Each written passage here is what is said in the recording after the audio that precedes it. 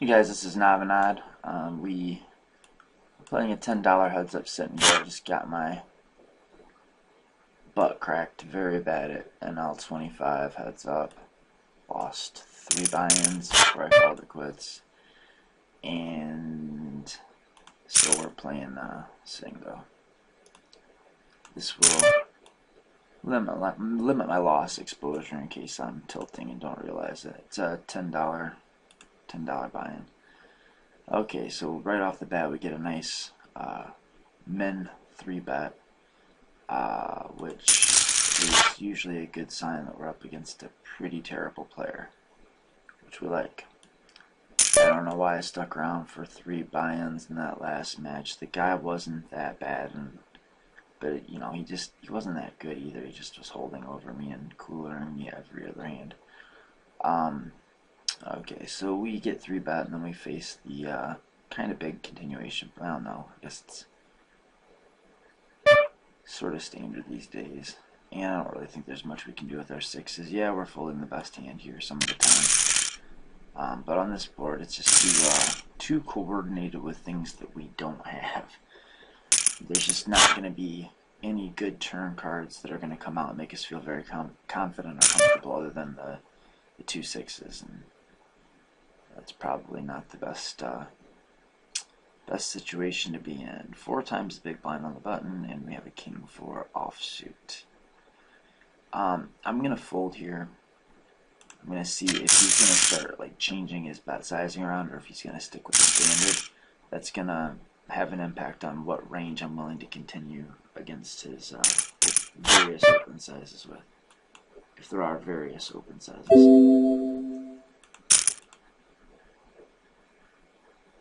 I mean, automatically when somebody bets bigger, you want to continue with a smaller range.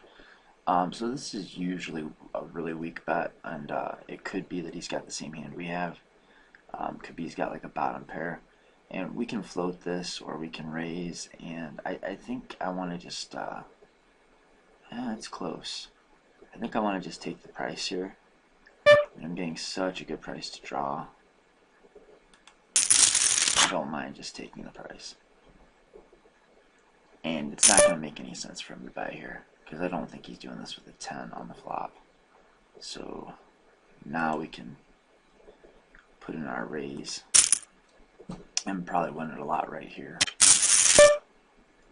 And even if not, we've got an open-ended straight draw. Although he probably wasn't calling, he was probably going to jam, and that was going to be a nasty situation to be in. So I guess we got a little bit lucky there. Yeah, see, so he's got a limping range and he's got a raising range. So definitely like a king 5 offsuit or whatever I had will be a fold against his 4 times the big blind open raises. I can't see anything else to do but just to bag here. I want to size a little bit on the big side, I guess you'd say, when it's a wet board. When it's a textured, volatile flop, I want to get my value in while I can. I did pick up a backdoor flush draw. I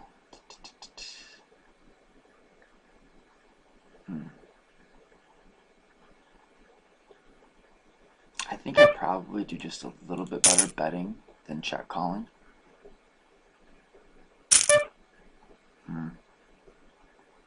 He clicks it back. I guess we're going to have to go to a river.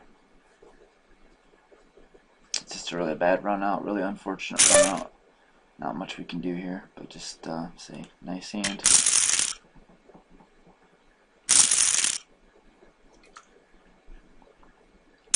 Everything got there. Trips got there. The bottom pair making trips got there. The flush draws got there. The straight draws got there. Everything got there. Again, another. This is not quite as volatile as that last board, but it's still pretty volatile flop. So I want to bet a little bit bigger with my value hands and with my semi-bluffs. And what about pure bluffs? Well, on a volatile, draw-heavy, connected, coordinated board, I just don't pure bluff very often. Doesn't generally make very much sense to do that, because you're going to have so many hands in a spot, like, you know, king, queen, 10 with 2 spades. You're going to have so many somethings that it wouldn't make sense to just get in there. And sometimes check with your nothings. Sometimes check with your somethings, and sometimes bet with your nothings. Or sometimes you're going to get aggressive some of the time, but not all the time. You may as well choose the times when you do have some kind of equity, rather than the times that you don't have equity to get aggressive.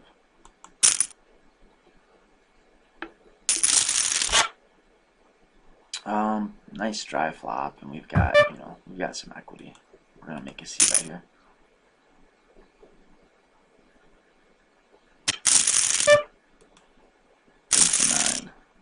I like to leave the rabbit cam on just to torture myself. I'm a masochist. 8-3 offsuit against a min raise. He hasn't been doing much min raising. Kind of curious. Wonder if I can take. If we're gonna fold some of the time and we're gonna raise some of the time, 8-3 offsuit should probably be a fold.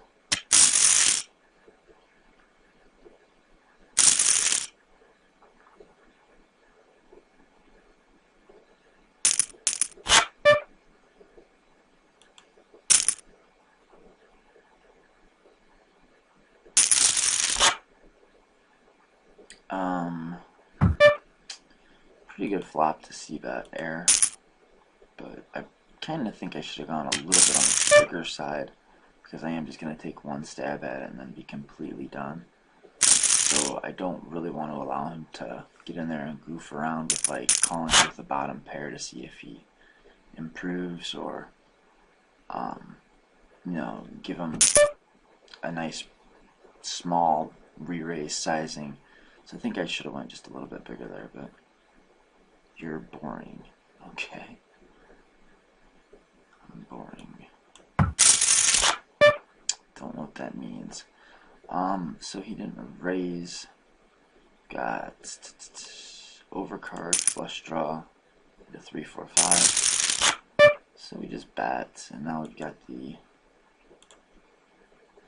second nut, so we bet. And I don't see us getting away from this. I think he will never fold a diamond. Might call us before. So I think we might as well just rip it in. I think he'll have a lot of... that's a spot where I believe he's going to be relatively inelastic in his calling range. He's either just going to call or he's not. And if we run into a bigger full house, or you know, a bigger flush or a full house, there's not a lot we could have done about it anyway. So may as well just put the money in. This seems like a good situation. So what I'm looking to do is create a nice stack to pot ratio that's going to allow me to jam any flop that doesn't have an ace on it if I get called. So 450 if he calls is going to create a 900 chip pot, or we can just do it this way. And we've got him. That would have been a bad flop. That would have been a bad flop. And that's how you beat up on a fish.